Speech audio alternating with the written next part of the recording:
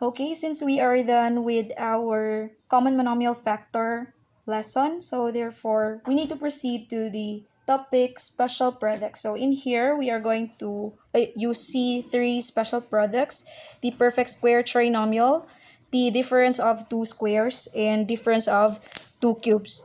But in this video, you are going to learn about solving perfect square trinomial. So yeah. So let's discuss the perfect square trinomial. So what is a perfect square trinomial? Okay, basically a perfect square trinomial, it is a product when you square a binomial. By the way, if I'm going to ask you what is a binomial, diba if you are going to recall the terms that I gave to you, the binomial right here is unsa man? They have two terms. So if you are going to square the two terms, the result of that one is perfect square trinomial. So if you are confused, this is what a binomial looks like. So that is a binomial, and if we are going to square that one, this one ang kalalabasan niya.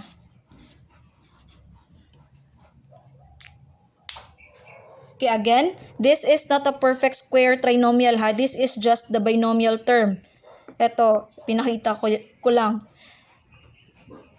Okay, the answer for this one is the perfect square trinomial. Anyway, I'm going to show you later the figure of a perfect square trinomial. Okay, what is a square of a binomial?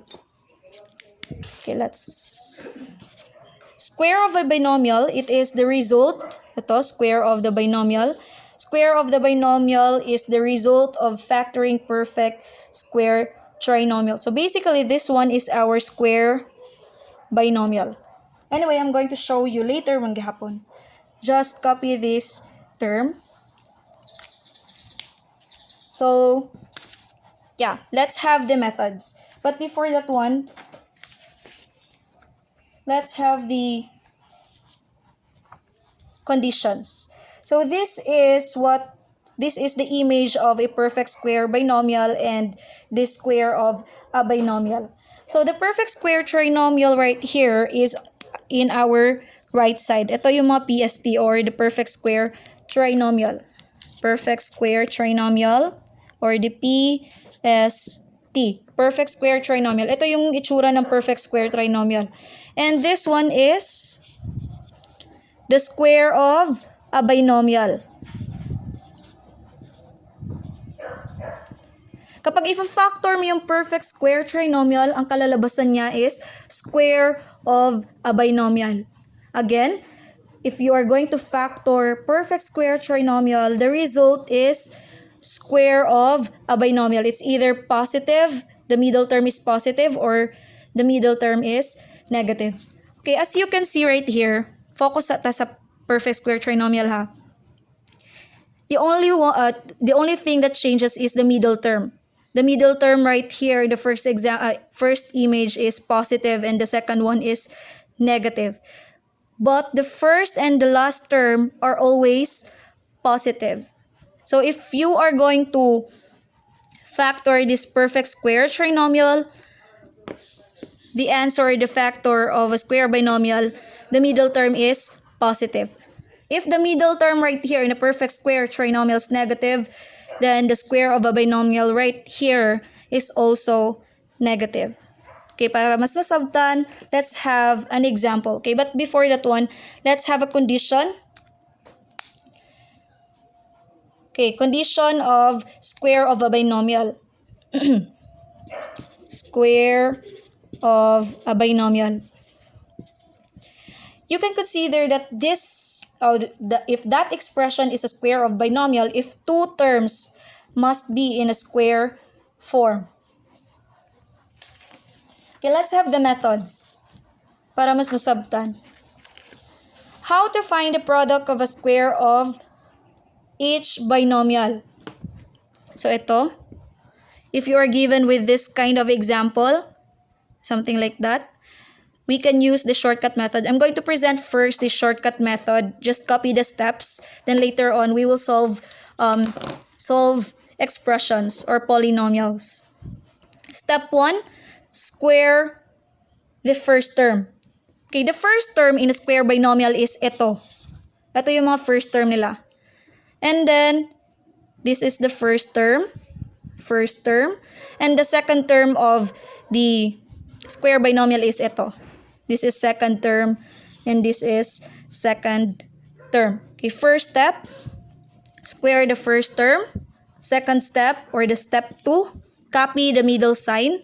It's either negative or positive. It depends on the given problem. Okay, the next step is step 3, which is step 3. Okay. The first and the second term is multiplied the product. Okay, sorry, the product ni kulangan og the product. Again, the product of the first and the second term is multiplied by 2. And then step 4, square the second term. Then step 5, finalize or solve your answer. Okay, let's answer this example para masabtan ang mga steps. So let's have first this. X plus 5 squared.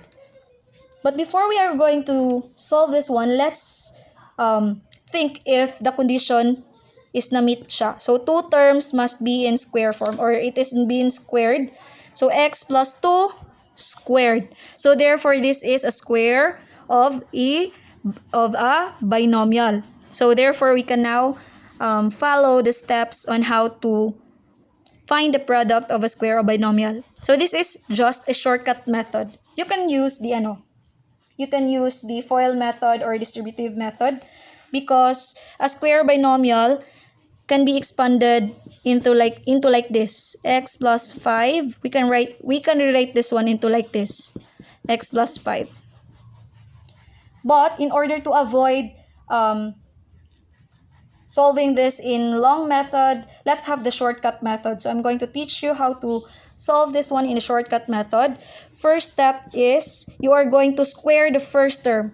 The first term right here in our example is our x. So let's square that one.